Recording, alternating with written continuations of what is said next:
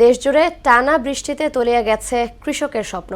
কোনো কৃষক 3বার সবজি ফসল বুনেও তা রক্ষা করতে পারেননি।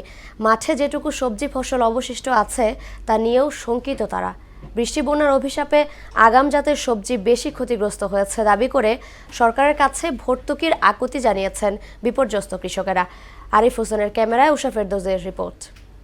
এর অবস্থা সবজি বর্তমান নাইকেই, যে লাউ জাংলা কপি, তারপর পুঁই শাক, লাল শাক, মূলা শাক কিছু নাই, বেশির সব শেষ। পুঁই শাক, লাল শাক সব নষ্ট হয়ে গেছে গা, কপি মূলা জামুছে কিছু না, সব নষ্ট হয়ে গেছে গা। মোহনা টেলিভিশনের ক্যামেরায় এভাবেই বৃষ্টিতে ধুয়ে যাওয়া দুঃস্বপ্নের কথা তুলে ধরেন ধামরাই উপজেলার বানেশ্বর পশ্চিম পাড়া এলাকার কৃষকরা।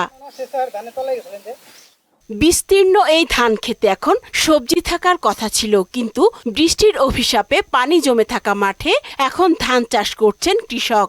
মাঠের ঠায় দাঁড়িয়ে আছে শূন্য মাচা, অথচ এই মাচা ভর্তি থাকার কথা ছিল সবজিতে।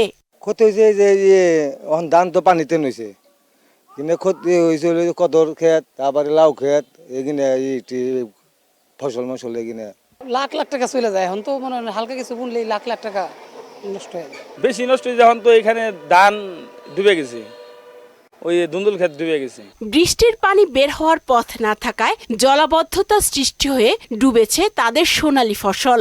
সবুজ শাক ব্যাকি মারি গেছে, 2বার 3বার বুনলো, 3বার মার খালি বৃষ্টিতেই। থাইল ফেলায় বুনছিলাম 40% জায়গা, বৃষ্টিতে তলায় নষ্ট হয়ে গেছে গা। এমন পরিস্থিতিতে সরকারের কাছে ভর্তুকির দাবি জানান কৃষকরা।